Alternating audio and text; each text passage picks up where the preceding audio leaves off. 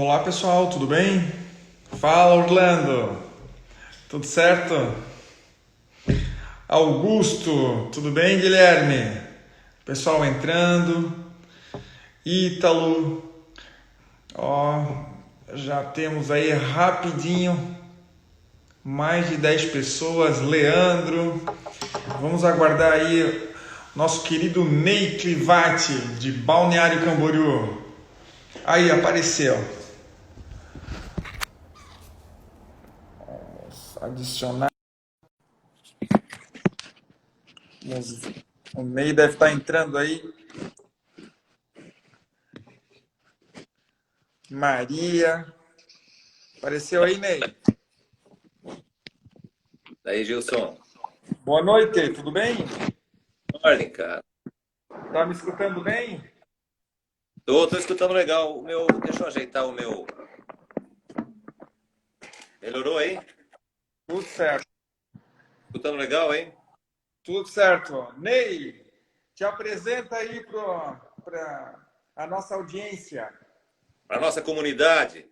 Meu nome é Meu Ney nome é... Clivaco. Eu sou um dos aprovados do processo seletivo para ser candidato a prefeito de Balneário Camboriú. Então, somos pré-candidatos, né, Gilson? Passamos pelo processo seletivo ano passado. O processo seletivo muito interessante, coisa sensacional. Adorei o processo seletivo, adorei tudo que o Novo faz e adoro tudo que o Novo faz. Conheço o Novo já desde da eleição de 2020, né? Mas antes, eu conheço o Novo desde a época que o Novo estava coletando assinatura, tá, Gilson? E aí nós não participamos da coleta de assinatura, que é um pouco de um ciúmezinho branco que a gente tem de quem participou, né? Mas não tem problema. E depois a gente entrou no partido e estamos aí, ajudamos a consolidar o núcleo aqui, né, Gilson? Em Balneário Camboriú e nós nos colocamos o nome à disposição aí, né, para a gente estar nessa luta aí. Beleza. Tudo bem, Ramon, lá de Rio do Sul. E aí, Ney, nós vamos conversar um pouquinho sobre leis ruins, leis desnecessárias, leis que não atinjam o fim que a gente se espera e quais são as consequências disso. Vou começar pelas consequências. Assim, ó, eu entendo, Gilson, que o maior limitador da liberdade econômica, da liberdade de empreender, do desenvolvimento econômico, o maior limitador é o Estado. É ele que limita mais. Então, nós temos agora, em época de pandemia, um exemplo claro do que o Estado pode fazer. O Estado bloqueou tudo, criaram esse lockdown aí, criaram um bloqueio total. As relações comerciais reduziram.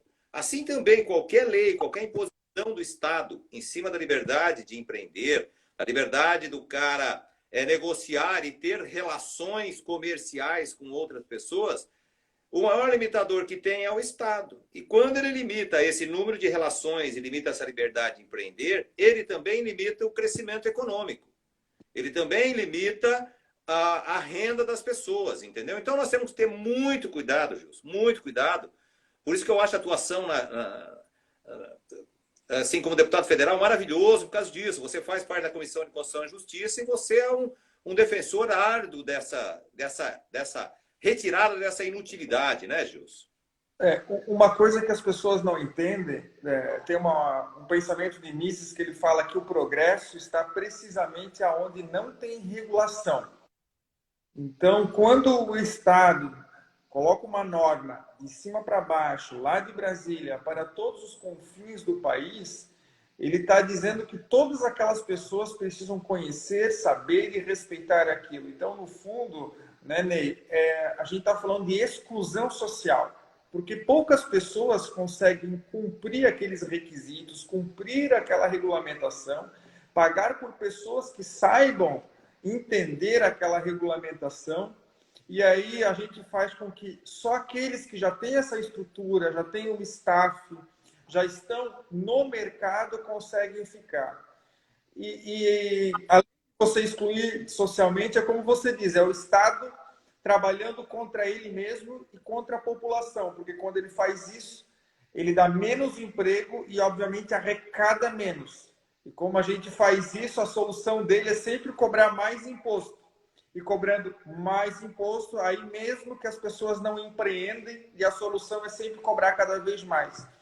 Então, realmente, o Friedman tem um pensamento legal que ele diz o seguinte, que quanto mais você dá autoridade para o governo regulamentar a sua vida, menos poder o indivíduo tem de fazer as coisas com liberdade. Quanto menos poder as pessoas têm, menos liberdade, é óbvio que elas empreendem menos, trabalham menos, porque toda vez ela está ali engessada, tendo que prestar conta, tendo que apresentar um alvará, ser fiscalizada, Correto.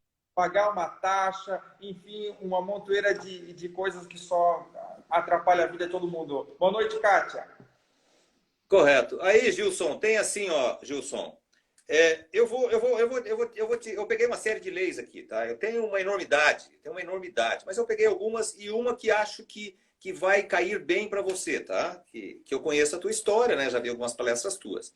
É uma lei de julho de 2007, em Balneário Camboriú, que as leis sempre obrigam, né? Obriga, impõe, não é isso? Sempre é assim. Uma lei é sempre assim, né? A obrigação dos bares e restaurantes de colocar cardápio em braille. A multa são 100 referências, 100 unidades de referência. Em caso de reincidência, se o fiscal passar outra vez, será 200 unidades fiscais. Ora as bolas, Gilson. Você passou por um caso semelhante na Câmara dos Deputados, certo? Em que tinha lá o braille lá em todos os remédios. Não tem um restaurante que tenha uma lei dessa. E aí, além dela ser uma lei desnecessária, porque é muito mais fácil para o cego chegar no restaurante e dizer para o garçom assim, você podia ler o cardápio para mim? Não é isso, Gilson? A gente não lê cardápio, nós próprios não lemos cardápio. A gente pega o cardápio e pergunta para o garçom o que tem hoje que vale a pena. Aí o garçom te diz, por que fazer um cardápio em braille? Desnecessário, totalmente desnecessário. E gera outras consequências nefastas que às vezes as pessoas não têm consciência total. O que um fiscal, Gilson, de posturas, por exemplo, do Balneário Camboriú, vai fazer num restaurante? Se ele chega lá e não tem o cardápio em braille, o que ele faz? Qual a atitude que ele faz? A primeira atitude é ele multar o restaurante, certo? Eu sou cumpridor da lei, eu sou um cara cumpridor da lei, eu sou ético, fiz concurso público para isso e estou aqui e meto a caneta, certo, Gilson? E passa uma semana depois e já dá mais outra canetada e depois ele fecha, né? Essa é a primeira atitude. O fiscal vai fazer isso? Não. Não, e se tiver fiscal para isso, quem vai pagar o salário desses fiscais? Como somos nós. Pular um fiscal de trás do balcão do restaurante?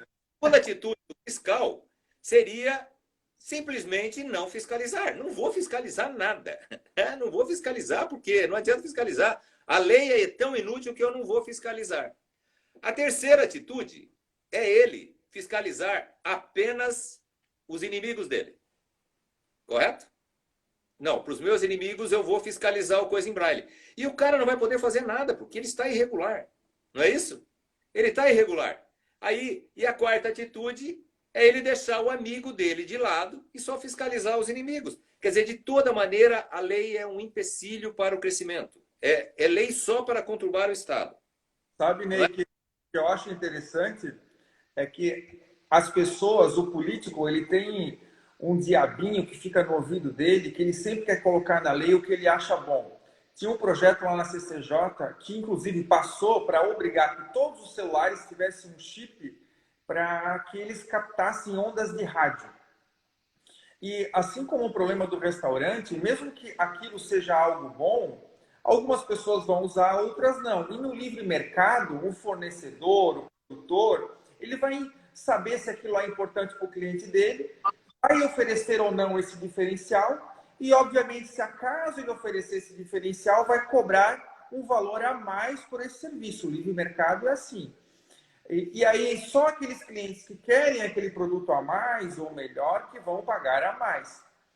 E aí eu me lembro que na fundamentação desse projeto, que eu votei contrário, logicamente, era de que é a mesma coisa como se eu fizesse uma lei para que todos os tênis fossem vendidos com amortecedor. Porque afinal, tênis com amortecedor é melhor. Tem pessoas que têm problema de coluna, é muito ruim andar com tênis sem amortecedor. Mas é lógico que a liberdade das pessoas adquirir, se acaso quiser, um tênis sem amortecedor. não é justificativa, mesmo que for melhor, né, obrigar as pessoas. Até porque Ô, tem um custo. ô Gilson, o Mises, né, tem aquela coisa assim que ele diz assim, né? A democracia do consumidor, na sua escolha diária pelo que ele vai fazer, o que ele vai comprar, é que determina o sucesso de um produto ou não. Correto? Você entra num mercado, você tem um monte de mercadorias. A tua escolha diária, fazendo um custo-benefício do que você vai fazer, é que determina se aquele produtor vai ter sucesso ou não. Quando o Estado começa a limitar esse tipo de lei, né? Para limitar tudo isso, limitar a livre iniciativa, o livre mercado, e tira da mão do consumidor essa escolha e passa para a mão de um legislador, certo? Que esse é um legislador, né? A Câmara de Vereadores são todos eles legisladores, correto? E nós estamos com legisladores com muito baixo nível, vamos dizer assim, que não sabem legislar. Leis inconstitucionais, lei de todo tipo, leis que não servem para nada. A lei dos canudinhos, por exemplo, eu tenho aqui, ó, a lei dos canudinhos. A lei dos canudinhos começou, acho que em Porto Alegre, né? Fizeram proibindo os canudinhos plásticos porque estavam matando as tartarugas. Aí o Felipe Cabozato fez um estudo em que, quando se proibia os canudinhos, aumentava o consumo de plástico. Porque tudo era... Aí substituíram por copos plásticos, né, Jus?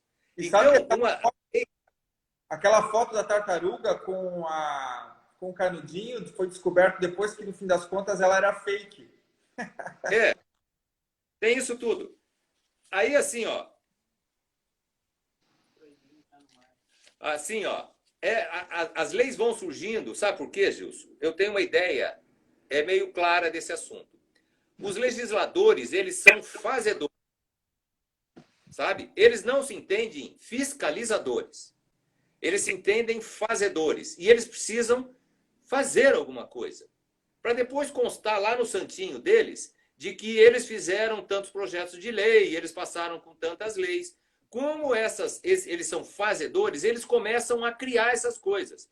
Aí surge lá alguém falando do canudinho plástico, surge uma demanda por isso, né? Eles vão lá e fazem uma lei. E depois eles colocam no santinho dele. Foi o cara que fez a lei dos canudinhos plásticos. Aqui em Balneário Camboriú, Gilson, tem uma lei que determina que os restaurantes são obrigados a colocar etiquetas de quantas calorias tem em cada prato. Você entendeu? Isso preocupa muito, Ney, porque assim, ó, esses fazedores de leis, eles estão no Congresso Nacional, nas Assembleias Legislativas Estaduais e também nas câmaras municipais. Então é uma montoeira de gente cuspindo norma para todo mundo cumprir. E o que é uma lei? Na verdade, é uma regra criada por poucas pessoas que a gente sabe que não tem capacidade para todo mundo respeitar.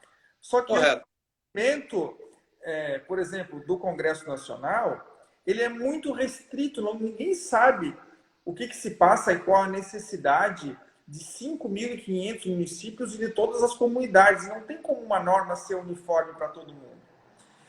Correto. Para as pessoas entenderem, Ney, eu trouxe aqui uma lista, por exemplo, já que você mencionou de influência na atividade privada, essa influência é tão grande que, por exemplo, dispõe muitas vezes até gratuidades para clientes. O exemplo dos cinemas, da meia entrada, é clássico. Todo mundo tem direito à meia entrada. Quem doa sangue tem direito à meia entrada.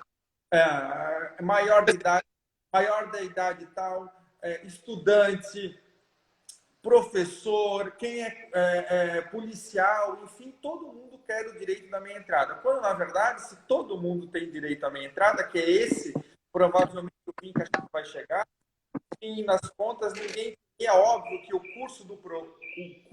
custo do negócio é repartido por todo mundo.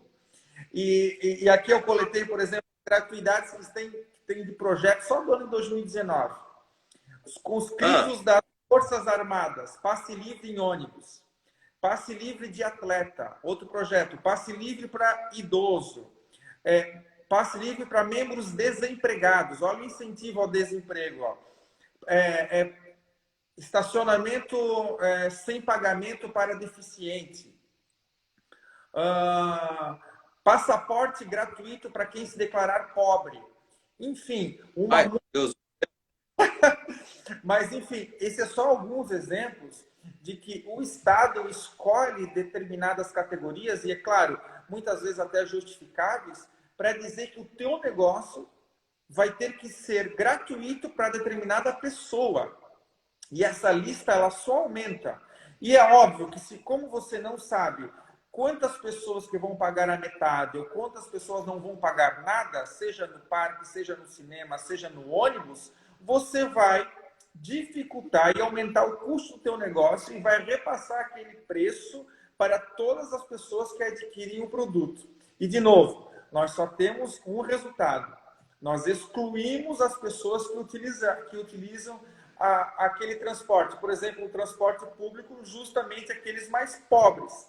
Aliás, transporte público é algo que não funciona, por diversos motivos, a gente até pode marcar uma outra live. Mas uma das coisas é isso, o governo, ele se intromete tanto, ele regulamenta tanto, ele obriga as concessionárias a passar em horário que não tem passageiro, ele diz que a pessoa tem que ter tantos assentos para deficiente quando não entra ninguém, ele diz que tem que ser gratuito ou meia entrada para tantas pessoas, e é óbvio que os mais pobres que precisam daquele serviço, justamente tem que pagar um valor a mais para cobrir toda essa dificuldade imposta pelo próprio Estado.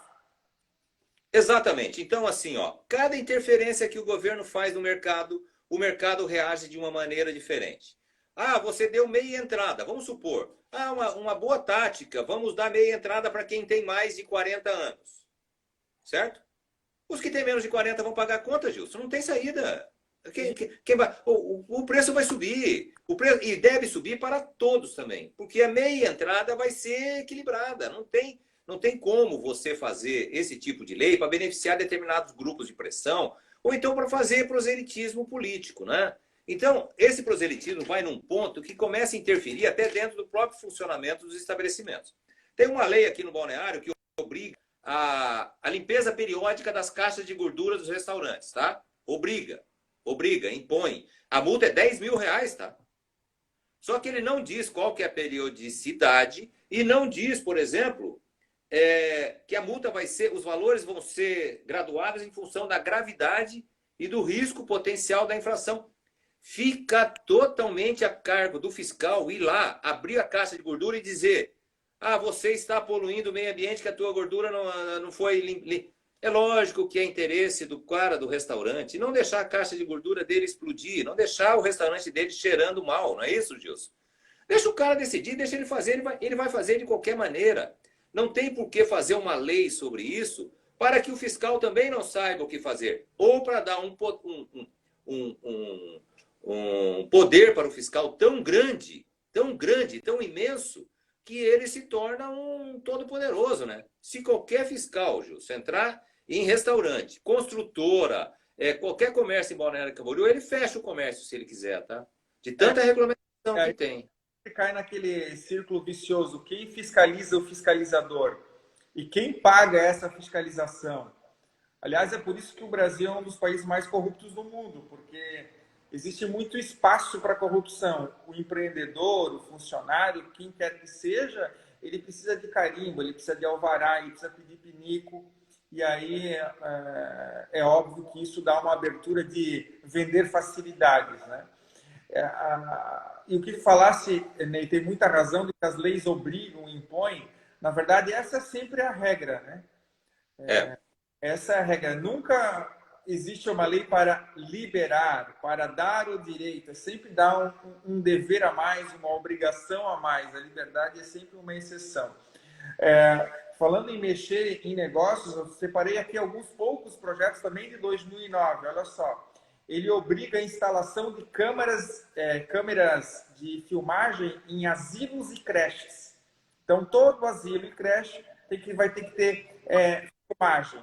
Então, olha só, vai aumentar o custo dessas instituições, que vai fazer com que essas pessoas que têm tanto os idosos quanto as crianças lá paguem uma mensalidade a maior, quando deveria ser o livre mercado resolver. Como se resolve? Se as empresas que oferecem serviço acham que é importante e os consumidores também, vão pagar um valor a mais para as instituições que fazem isso. Agora, você fazer isso para todas, o que vai acontecer é que muitos pais não vão conseguir colocar, ou muitos não vão conseguir colocar os seus pais nos asilos. Ninguém pergunta quem paga, faz esse cálculo matemático de custo. O legislador ele é tão curto que ele não consegue visualizar com empatia o empreendedor. É muito triste. Ó. Criação de Zona Franca do Sertão. Tem que ter um exemplar, outro projeto, um exemplar da Lei Maria da Penha nas escolas, em todos os postos de saúde, clínicas, na delegacia. Outro projeto de lei. Ter no máximo 15 minutos de propaganda antes dos filmes do cinema. Então não pode ter 16. Olha só que olha só que ideia de jirico, Ney. Porque se o cinema, porventura, coloca 20 minutos de propaganda, muito provavelmente é uma escolha dele, porque aquela propaganda agrega recursos, é pago, e muito provavelmente esse cinema também vai poder cobrar menos o ingresso. Eventualmente pode ter um outro cinema que não dá propaganda nenhuma antes do filme e cobra mais. Quem tem que escolher isso é o consumidor.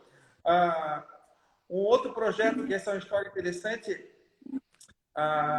o deputado federal lá da Bahia ficou 7 horas na fila para ser o primeiro a protocolar o projeto, que é para considerar a Bíblia patrimônio histórico brasileiro. Então, nada contra quem é religioso, e a Bíblia, com certeza, é o livro mais importante da história.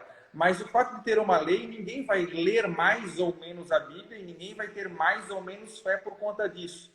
Não é o Estado que tem que impor a religião ou usar a estrutura estatal para fazer isso. Então, é muito interessante porque o político ele sempre quer colocar a sua ideia, o que ele acha bom, de uma forma empurrada e de goela abaixo para todo mundo, mesmo que isso custe também para todo mundo e mesmo que todo mundo não concorde. E assim, se você regular tanto o mercado, quanto mais você regular o mercado, isso foi um ponto que você tocou assim en passant no início. Quanto mais você regular o mercado, mais você limita o pequeno de empreender, Gilson. Correto? Quanto mais você limitar. A quantidade, se você limita que o cara tem que ter alvará, o ambulante tem que estar vestido de branco, com boné, com não sei o quê, que ele tem que ter um carrinho de determinada forma. Tudo isso vai limitando cada vez mais este cara de começar uma vida de empreendimento. Correto? Contei outro dia numa história tua da mulher que vendia trufas para vocês lá, né? Interessante, né? A história interessante, da vendia trufas, né? A regulação era tão grande que ela não conseguiu montar um negócio, ela teve que parar de vender as trufas. Perdeu todo mundo, né? Perdeu todo mundo. E o mais importante ainda, Gilson, é assim, ó, o custo destas leis, de quem faz essa lei, é muito alto. O custo da nossa Câmara de Vereadores é 23 milhões de reais por ano, Gilson. Pois só para o pessoal entender, do Congresso Nacional, o Congresso Nacional tem 20 mil funcionários. O custo do Congresso Nacional, sentem aí, é 10 bilhões de reais. 10 bilhões de reais. E olha aqui, ó, para fazer que tipo de lei?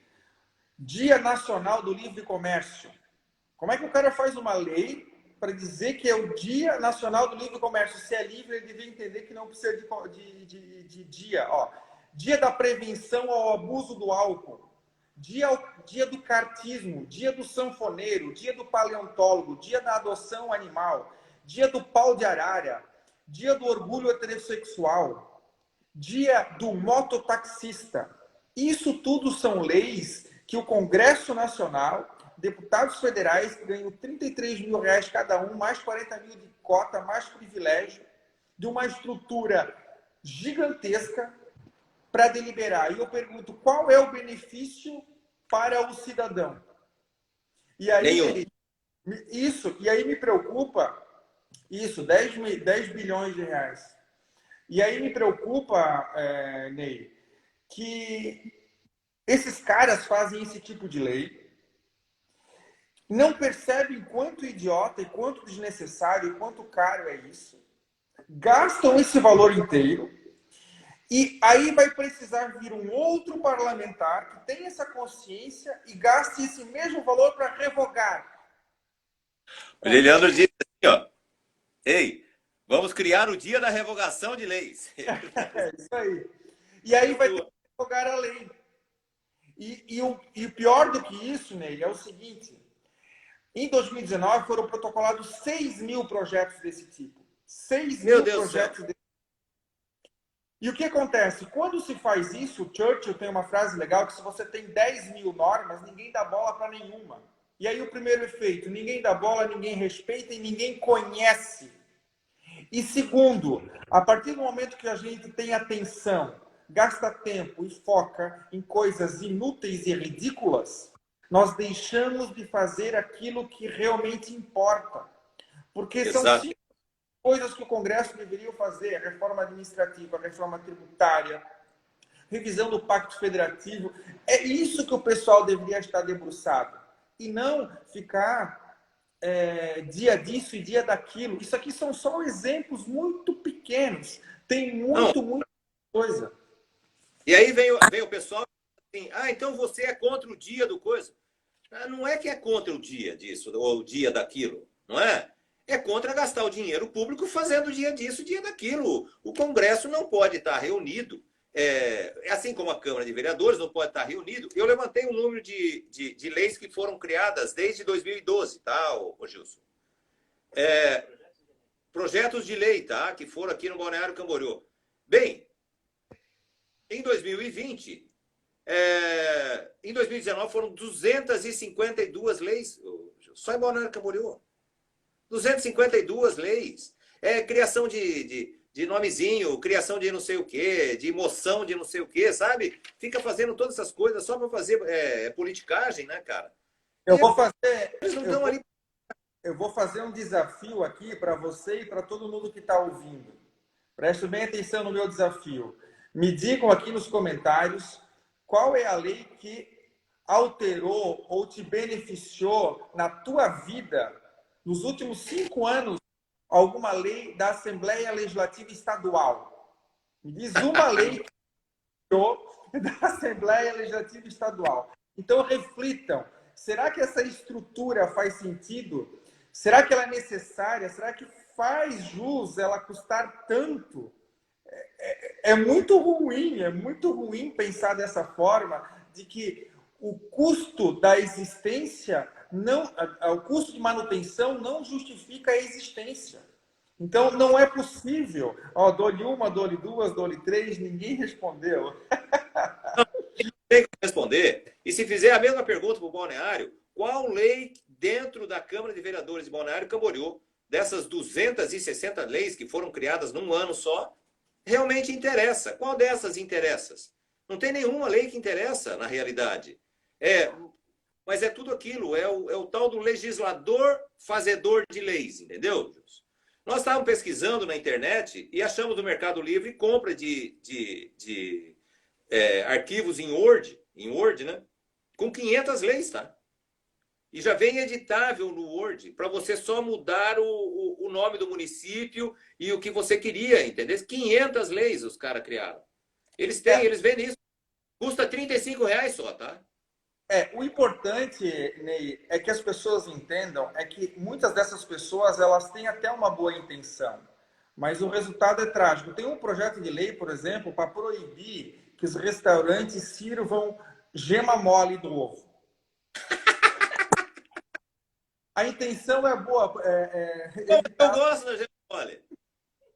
Mas aí vão sem querer discutir se é certo ou errado, mas aí, olha só a subjetividade. Até que ponto a gema vai ser mole ou não?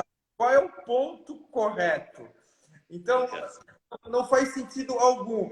E é muito interessante porque quando você fala assim, não, eu sou contra essa lei.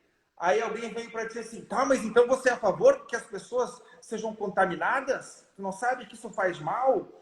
Então, é realmente um absurdo. E a gente só vai conseguir com que as pessoas elas tomem as decisões sozinhas quando elas tiverem, inclusive, liberdade de errar. Quando as pessoas puderem tomar os seus próprios caminhos com responsabilidade. A gente não pode usurpar o direito delas de fazer esse tipo de coisa. O Estado, a todo momento, quer regulamentar como ela vai usar o patinete, como ela vai usar o skate, que ela tem que usar uma roupa de astronauta. Eu sou da década de 80 e se todas as leis que se prevêem hoje fossem verdade, ou não precisassem delas, a gente não estaria vivo hoje. Porque precisa de um monte de burocracia para brincar, inclusive. É. Eu ia correndo do colégio até os esportes, que é 1,5 km, e ida e volta. Se um professor de educação física fazer isso hoje, ele vai preso. Ah, ele vai preso? Ele vai preso? Ele vai preso. E outra... Ô, Gilson, o Rodrigo comentou ali, ele comentou o seguinte, fiscal da gema mole. Teria que ter um monte de fiscal fiscalizando as gemas dos restaurantes. E aí, eu não sei como é que ele ia fazer, acho que ele ia com um garfo, né? Vendo ovo por ovo. Então, agora... faz a lei e depois não tem como fiscalizar. É impossível de você fiscalizar. Então não adianta nada fazer a lei. Isso. É engraçado porque o Estado, ele é tão... gostei desse comentário. Paternalismo e autoritarismo. É isso aí, Edna. O Estado faz isso tanto que, inclusive, ele quer limitar, regulamentar e criar reserva de mercado para as profissões. Eu separei aqui, Ney, e isso aqui é uma lista gigantesca. Eu vou ler algumas. Regulamentação de profissões, ou seja, você tem uma profissão que funciona muito bem sem o Estado, ou você tem um setor que funciona muito bem sem o Estado, por exemplo, Airbnb, por exemplo, Uber, de forma digital, conexão direta com o cliente, empresa, enfim, o Estado toda hora quer regulamentar e quando se o consumidor regulando o serviço. Isso. Né? Olha só, regulamentação das seguintes profissões. Existe um projeto de lei para cada profissão desse. Regulamentação do agente de segurança socioeducativo, regulamentação do despachante, do restaurador, do internacionalista, regulamentação de youtuber, regulamentação de gestor de eventos, de turismólogo, de ecólogo, de vendedor de veículos automotores, de paleontólogo, de promotor de vendas, regulamentação de vigia autônomo, de vigia noturno, de registradores de câncer, regulamentação de técnico de resgate de animais. Então, todas essas profissões aqui, se aprovadas, tem um risco muito grande e real de que serão aprovadas. Todas as pessoas, para desenvolverem essas profissões, terão que estar dentro desta regulamentação. E aí, Ney, o passo seguinte... E aí, junto com isso, eles criam um sindicato. E aí você só vai poder fazer e ser lá um guiador de cão, né, se você tiver sindicalizado. E vai gerar uma taxa para o cara pagar. E aí eles vão exigir que algum vereador diga assim, que vai ter que ter alvará para o... sei lá, um dos que você falou aí, né? Por exemplo, garçom. Daqui a pouco eles regulamentam isso aí, vai ter que ter alvará para o garçom. E o cara vai ter que ir na prefeitura tirar um alvará de garçom. Ou do carregador de cachorro, correto? Porque aí o Estado interfere mesmo. E ele limita o poder de barganha entre o profissional e o mercado. Isso. E é interessante falar de que quem paga a conta, pessoal, é o consumidor. Porque se tem regulamentação, tem poucas pessoas que têm acesso ao mercado. Quem tem já a credencial está tranquilão. O que é mais é que o mercado fique cada vez menor. E aí, com o mercado cada vez menor, o que nós temos? Serviços de menor qualidade a preços mais caros. E quem paga é o consumidor e a gente não consegue evoluir. Evoluir em tecnologia, evoluir em conhecimento, em qualidade. Isso tudo se faz com uma concorrência. E concorrência, nós só temos ela verdadeira quando não tem regulamentação. E essa regulamentação, você dissesse muito bem, Ney, ela é anterior a um órgão de classe, depois vem a cobrança de uma taxa, depois você é fiscalizado por esse órgão, que é um vínculo do Estado, aí depois vai ter ainda, se for o caso, uma prova, enfim, sempre dando dificuldade para todo mundo. Ô Gilson, assim, então nós temos a plena noção que essas leis todas, essa regulamentação, ela diminui o tamanho do mercado, diminui a livre concorrência, principalmente ela diminui o que o Schumpeter, economista britânico, né, chamou de destruição criativa. O que é a destruição criativa? Né? É quando uma nova tecnologia, um novo bem, um novo produto, uma nova ideia vem e destrói a antiga e cria uma coisa nova, muito boa.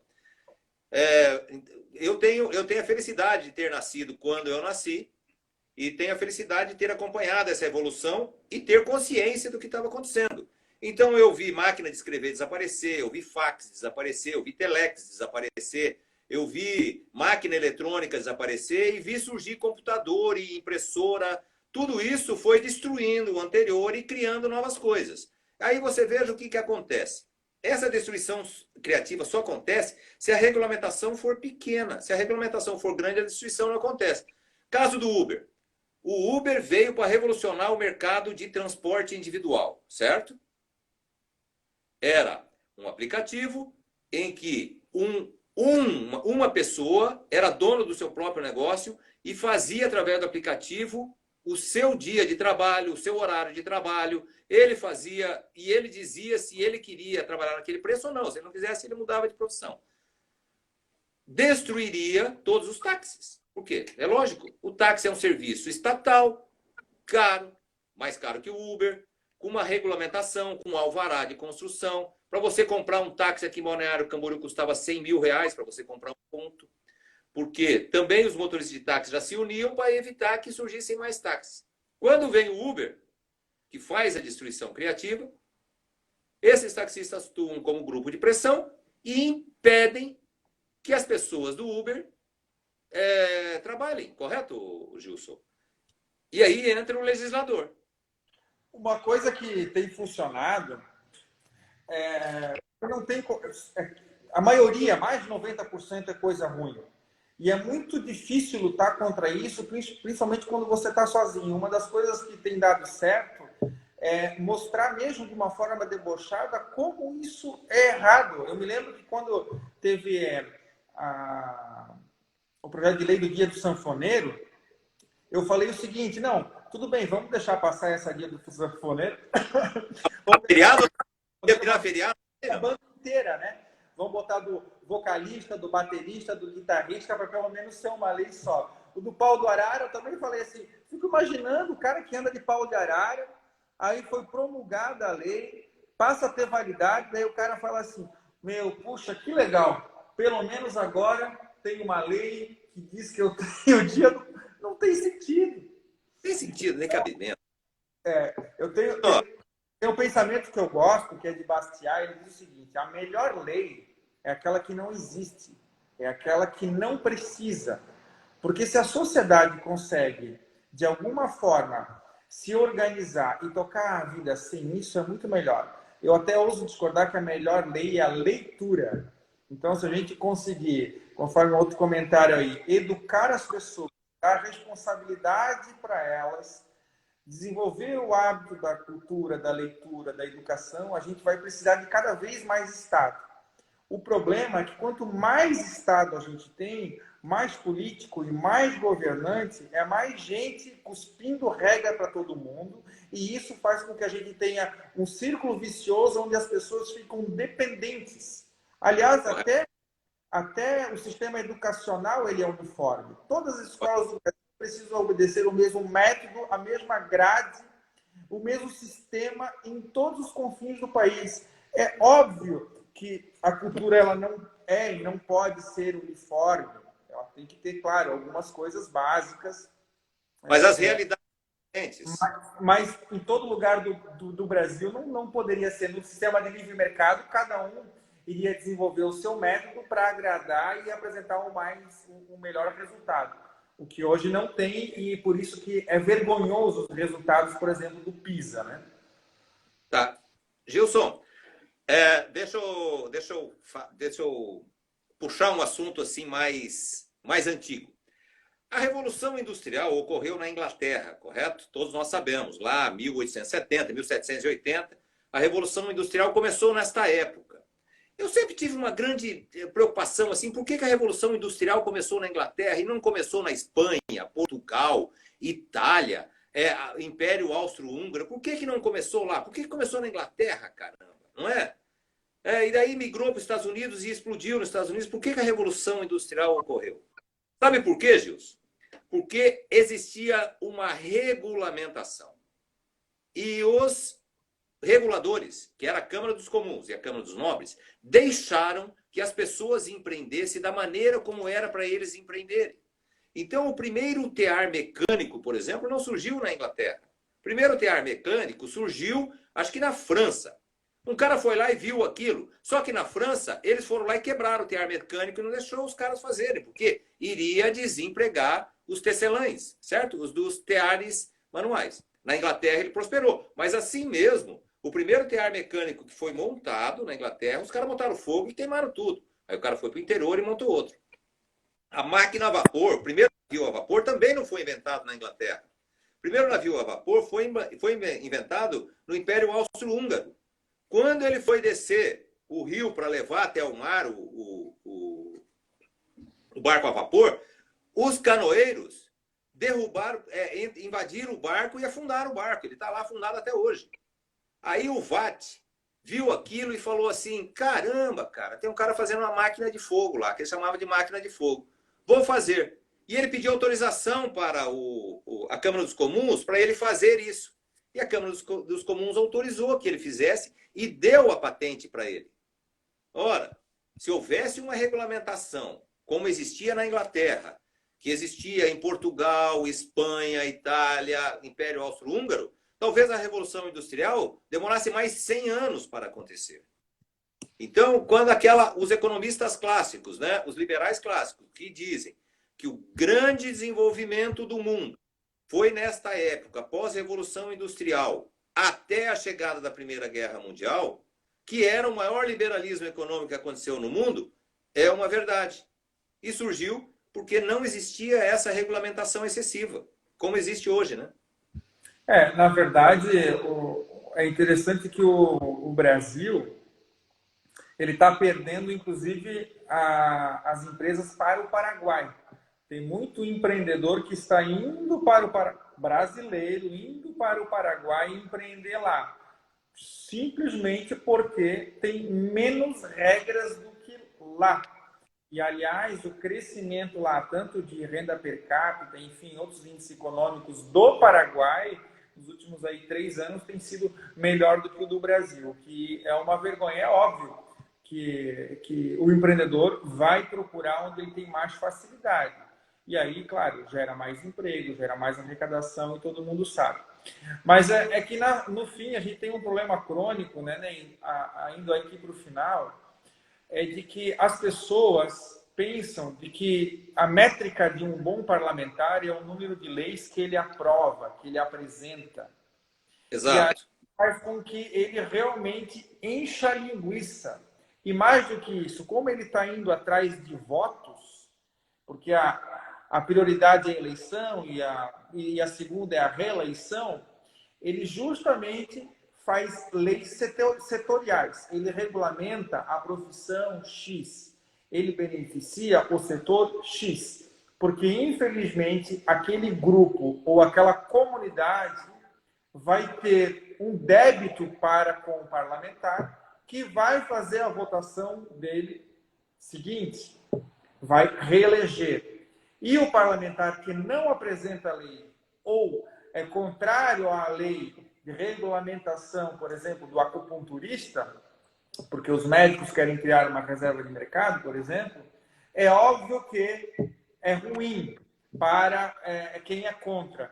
Então, é muito, como é que eu posso dizer, injusto você ser um parlamentar liberal e deixar com que o mercado regule, que as pessoas façam por elas mesmas, sem precisar de um político ou um Estado toda hora dizer como ele vai fazer, como ele deve fazer, aonde ele deve fazer. Para quem não sabe, a política é algo muito interessante, porque ela se recolhe o dinheiro de todo mundo, ela recolhe tributo de todo mundo, coloca numa sacola, retira a grande parte disso para ela mesma. O que resta, ela escolhe para onde vai enviar. Escolhe Correto. qual Correto. lugar e para quais pessoas. Exatamente. Então, sobre o custo de todo mundo. Se você acha esse sistema justo, então você não é um liberal. Mas se você acha isso injusto, aí você está com a gente e tem que estar aí junto para revogar o maior número de leis possíveis e passar essa mensagem adiante de que o bom parlamentar, seja ele na esfera municipal, estadual ou federal, é aquele que está lá para diminuir o poder, diminuir o número de regras e revogar leis. Porque só assim vai sobrar mais grana no nosso bolso, sem que a gente tenha que pedir pinico, alvará, taxa e ser fiscalizado o tempo todo, coisas que a gente só atrapalha. E é interessante, né, que isso eu não estou falando de grandes empresas, não.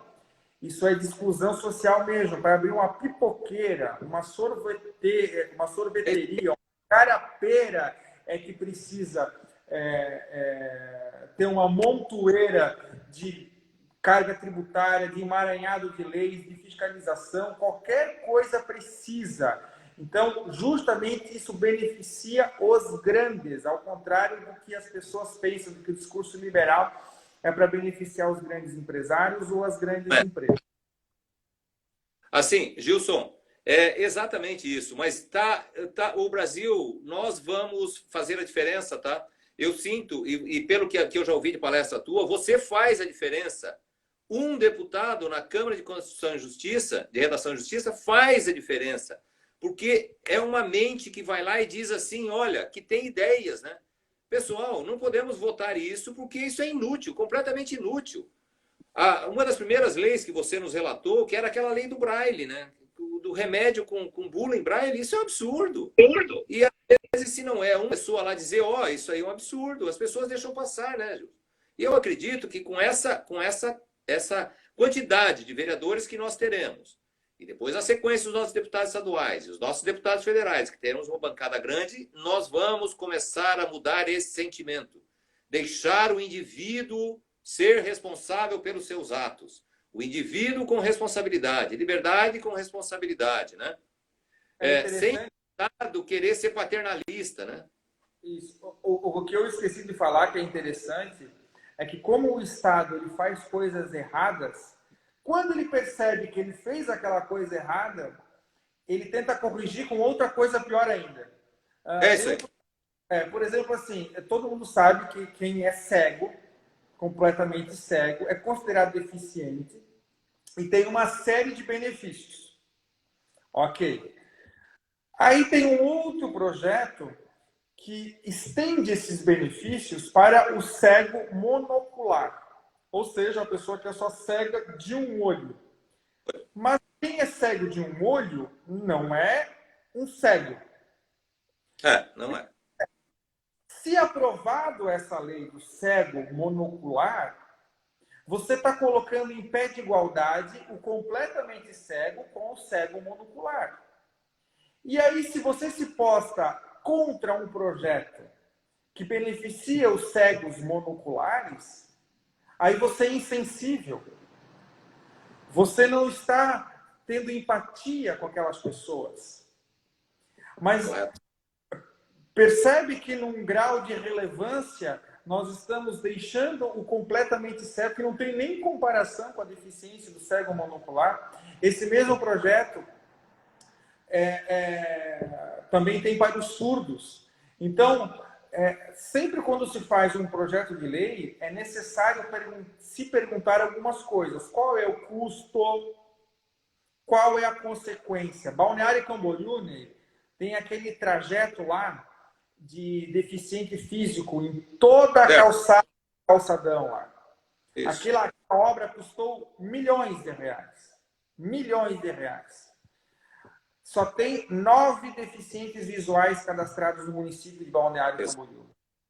Exatamente. Era melhor ter um carro, 3 pessoas, 24 horas, em cada deficiente físico, acompanhando esse deficiente para que ele conseguisse se locomover. E é importante falar que quem é deficiente sabe, aquele trajeto ele não funciona, porque ele se encerra nas ruas e ele se encerra em postes, em árvores, etc.